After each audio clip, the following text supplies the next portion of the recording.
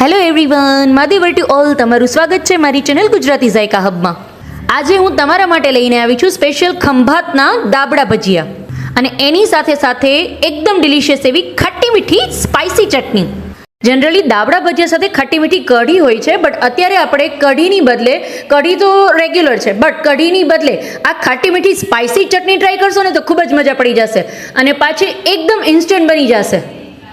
એક વખત જો આ ચટણી બનાવશો ને તો આ ચટણી ભજીયા સિવાય પણ તમને બધા સાથે ભાવશે.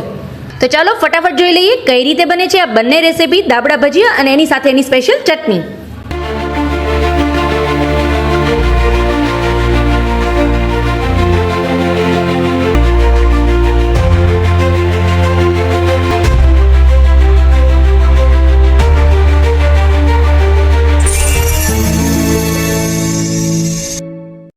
દાબડા ભજીયા બનાવવા માટે મેં આ રીતે બટેટાની છાલ ઉતારી અને એને પાણીની અંદર આ રીતે રાખેલા છે. પાણીની અંદર એટલા માટે રાખેલા છે કે એનો જે કલર છે એ એકદમ વ્હાઈટ રહે બટેટાનો, એટલા માટે મેં આને પાણીની અંદર રાખેલા છે.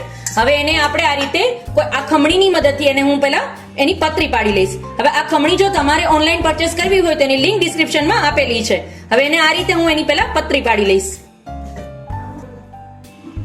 જો તમે આ રીતે બટેટાને રાખી અને અહીંથી તમે એ ખમણીને એડજસ્ટ પણ કરી શકો છો. જેટલું તમારે જાડી પાતળી જેટલી પણ તમારે કરવી હોય એ રીતે તમે એડજસ્ટ કરી શકો છો અહીંયાથી. હવે તમે બટેટું જ્યારે ખમણશો તો શું થશે કે હાથમાં તમને એ લાગી જવાનો ડર રહેશે, તો એ ન લાગે એના માટે આ રીતે બટેટાને આ રીતે સાથે તમને આપશે જ એ રીતે બટેટાને આ રીતે આની અંદર પહેલા આપણે એકદમ સરસ પ્રેસ કરશો એટલે આના જે સળિયા છે ને એની અંદર બટેટું આપણું છે એ ખૂંચી જશે એકદમ સરસ આ રીતે. અને પછી એને આની ઉપર રાખી અને હળવે હાથે આ રીતે આપણે પ્રેસ કરતા જશું અને એની આપણે પતરી પાડી લેશું. જો તમે કેટલી સરસ પતરી પડાઈ છે એની.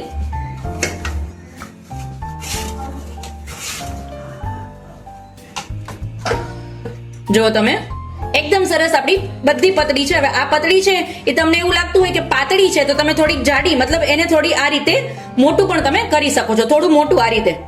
આ થોડી ઓછો ગેપ છે, થોડો વધુ ગેપ રાખશો તો તમારી બટેટાની પતરી છે થોડી જાડી આવશે. જો તમે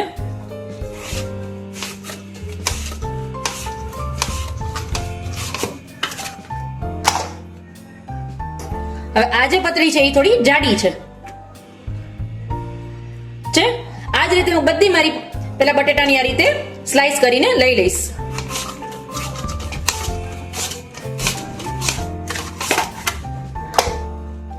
છેક સુધી બટેટું આવી જશે તો પણ તમારા હાથની અંદર ક્યારેય પણ કટ લાગવાનો પ્રશ્ન નહીં આવે.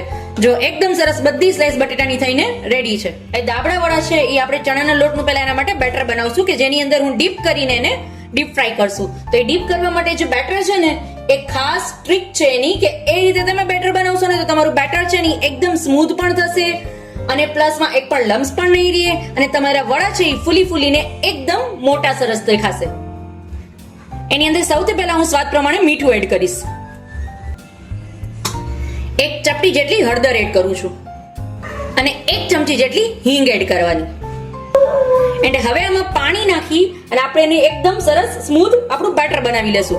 હવે પાણી છે ને એક સાથે નહીં નાખી દેવાનું, થોડા પ્રમાણમાં પાણી નાખતું જવાનું અને સ્મૂથ આપણે એની પેસ્ટ બનાવી લેશું. એટલે આમાં એક પણ લમ્સ પણ ન રહે અને પ્રોપર તમારું બેટર છે એ સ્મૂથ અને સિલ્કી બની જાય. એના માટે એક સાથે પાણી નહીં એડ કરી દેવાનું. હજી વેઇટ, આને એકદમ ફ્લફી બનાવવા માટેનું જે મેઇન ઇન્ગ્રેડિયન્ટ છે હવે સાજી છે, પણ કઈ રીતે એડ કરશો એ તમને હું બતાવીશ.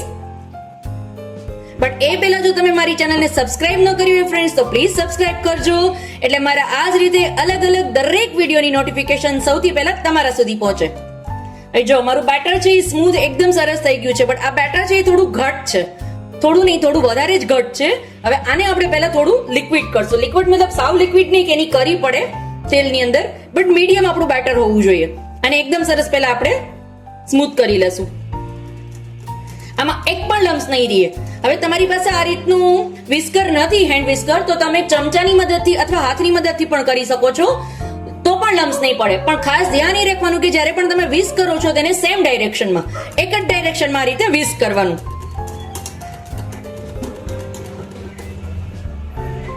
એકદમ સરસ મારું બેટર છે એ સ્મૂથ સિલ્કી રેડી છે. હવે આની અંદર હું સૌથી પહેલા આ રીતે 5 ચમચી જેટલી સાજી એડ કરું છું. હવે સાજી હું એડ કરીશ ને, એડ કરતા શેકવાની સાથે જ એની અંદર હું 1 ચમચી જેટલો લીંબુનો રસ એડ કરીશ એની ઉપર, જેનાથી જો તમે સાજી છે એ તરત જ છે એ વર્ક કરશે અને એકદમ સરસ તમારા જે ભજીયા છે એ સોફ્ટ અને ફૂલી જશે તરત જ. એના માટે હું સાજીની સાથે સાથે જ એની અંદર હું 1 ચમચી જેટલો લીંબુનો રસ એડ કરું છું ને પ્રોપર આપણે બેટરને એકદમ સરસ મિક્સ કરી લેશું.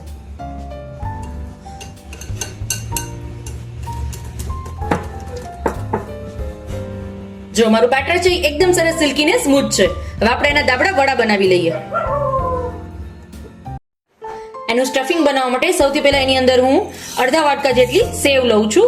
હવે આ સેવ મેં મારી પાસે ઘરમાં લાલ સેવ બનાવેલી હતી, તીખી સેવ, એનો યુઝ કરું છું. તમે એની બદલે પીળી સેવ અથવા કોઈ પણ બીજું ફરસાણ, ગાંઠિયા છે કોઈ પણ ફ્લેવરમાં, તો એ પણ લઈ શકો છો. અને જો કોઈ પણ ફરસાણની બદલે તમારે કોઈ યુઝ કરવું છે તો ચણાના લોટને ખાલી ડ્રાય રોસ્ટ કરી શેકીને એને પણ તમે એડ કરી શકો છો, તો પણ તમારો ટેસ્ટ છે એ પ્રોપર જ આવશે.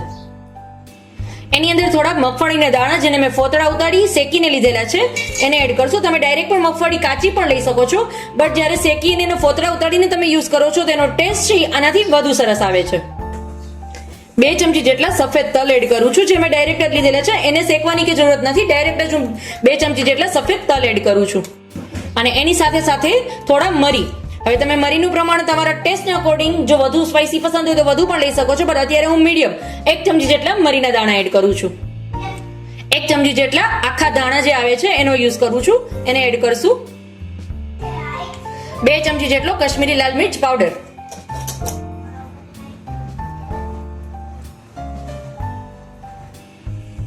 એન્ડ 1 મુઠ્ઠી જેટલું લસણ અને થોડું એમથું સ્વાદ પ્રમાણે મીઠું. અને આ બધાને પીસી અને એનો ફાઇન એક પાવડર બનાવી લેશું. મારા મસાલો છે એકદમ સરસ મેં ગ્રાઇન્ડ કરી લીધો છે. એમાં આ રીતે બીના થોડા નાના નાના ટુકડા જે એકદમ સાવ પીસાઈ ન જાય એવી રીતે મેં રાખેલા છે. તમે જો ફાઇન એકદમ પેસ્ટ આ રીતે કરવી હોય બધી તો પણ કરી શકો છો, બટ મેં આ રીતે બીના ટુકડા જે ખાવામાં આવી શકે એ રીતે મેં પીસીને રેડી કરી લીધું છે. હવે એની અંદર હું 1 લીંબુનો રસ એડ કરું છું, જેનાથી એનો ટેસ્ટ છે એકદમ સરસ આવશે. એન્ડ અડધી ચમચી જેટલી દળેલી ખાંડ નાખું છું. જો તમે ખાંડ પસંદ ના હોય અને પ્રોપર સ્પાઇસી ટેસ્ટ જોતો હોય, પ્યોર કાઠિયાવાડી ટેસ્ટ, તો તમે ખાંડ અવોઇડ પણ કરી શકો છો. બટ અત્યારે હું આની અંદર 1 ચમચી જેટલી ખાંડ, 1 થી અડધી ચમચી જેટલી, અને એની અંદર થોડું લીંબુ નાખીને મારા સ્ટફિંગને મિક્સ કરી લઈશ. હવે મારે જે દાબડા ભજીયા બનાવવા છે એના માટે મેં આ રીતે પતરી કરીને રાખેલી છે. એની અંદર મારો જે આ મસાલો છે એ હાથની મદદથી આ રીતે પ્રેસ કરી અને એકદમ સરસ આપણે પહેલા એને ગોઠવી લેશું.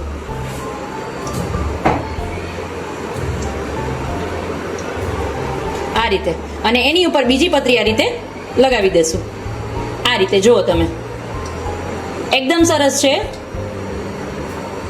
કવર થઈ ગયું છે. આ જ રીતે સેમ બધા ભજીયા હું આ રીતે પહેલા રેડી કરી લઈશ. બધી પતરીને આ રીતે સેમ આ રીતે હાથની મદદથી મસાલાને પહેલા આની અંદર એકદમ સરસ સ્ટફિંગ ફિલ કરી દેશું પહેલા આ રીતે, અને પછી એની ઉપર આ રીતે બીજી પતરી રાખીને કવર કરી લેશું પ્રેસ કરીને. એટલે એકદમ સરસ રેડી છે.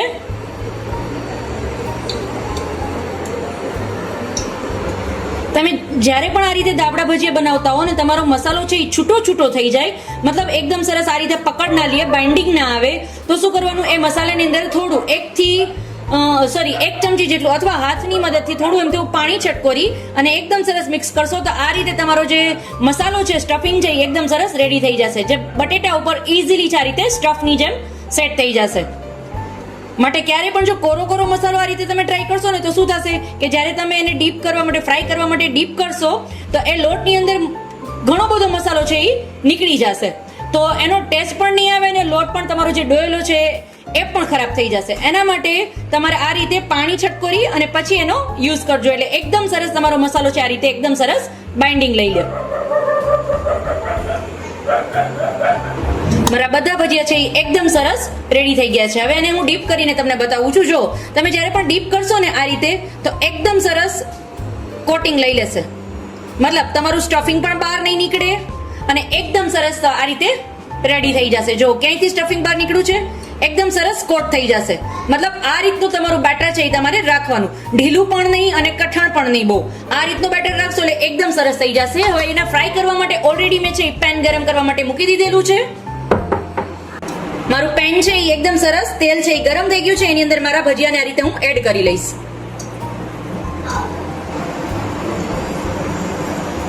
તમે આ રીતનું બેટર તમારું રાખશો ને તો તમારે આજે ભજીયાની કડી પડી જાય છે એ કડી નહીં પડે. એકદમ સરસ તમારા ભજીયા તળાઈને રેડી થશે.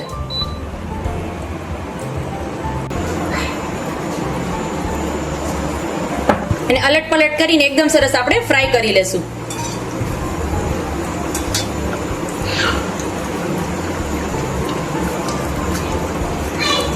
આનાથી જે ભજીયાની કડી પડી જતી હોય એ કડી નહીં પડે અને એકદમ સરસ તમારા ભજીયા બનીને રેડી થશે.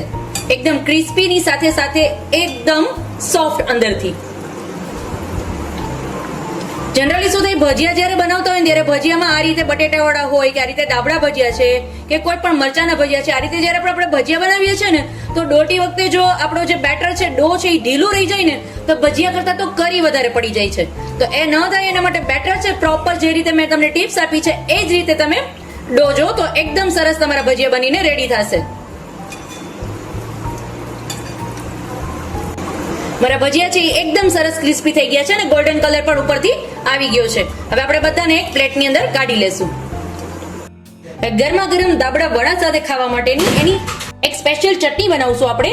એના માટે હું એની અંદર પેલા જે લસણની રેગ્યુલર જે આપણે ઘરે ચટણી બનાવીએ છીએ, મેં આ લસણની ચટણી અંદર લસણ, મરચાનો ભૂકો અને મીઠું 3 જ વસ્તુ એડ કરીને આ લસણની પેસ્ટ બનાવીને રેડી રાખેલી છે. એને હું એડ કરીશ. પહેલા 1 ચમચી જેટલી લસણની ચટણી એડ કરશું. એની સાથે એની અંદર હું જે મેં વડામાં મેં સેવ લીધી હતી એ જ સેવનો હું યુઝ કરું છું. એની બદલે તમે એની અંદર શેકીને ચણાનો લોટ પણ સેમ ચટણીની અંદર પણ એડ કરી શકો છો. હવે આની અંદર જનરલી કઢીનો યુઝ કરતા હોય છે બધા, પણ કઢીની બદલે આ ચટણી ટ્રાય કરજો. કઢી કરતા પણ ખૂબ જ મજા પડી જશે. હવે આમાં એની અંદર એની સાથે હું 2 ચમચી જેટલી ખાંડ એડ કરું છું. હવે આમાં સ્પાઇસીનેસની સાથે સાથે આપણે ખાટી મીઠી ને તીખી ચટણી બનાવી છે. એના માટે શુગર છે એ ખાસ સ્કીપ ન કરશો. આની અંદર હું 2 થી 3 ચમચી જેટલી ખાંડ એડ કરું છું. અને ખાંડની સાથે સાથે હું એની અંદર ઘરનું ફ્રેશ જમાવેલું દહીં છે એનો યુઝ કરું છું. આની અંદર હું પ્રમાણસર હું આની અંદર એમ કહી શકું કે મેં આમાં 5 ચમચી જેટલું દહીં એડ કરેલું છે.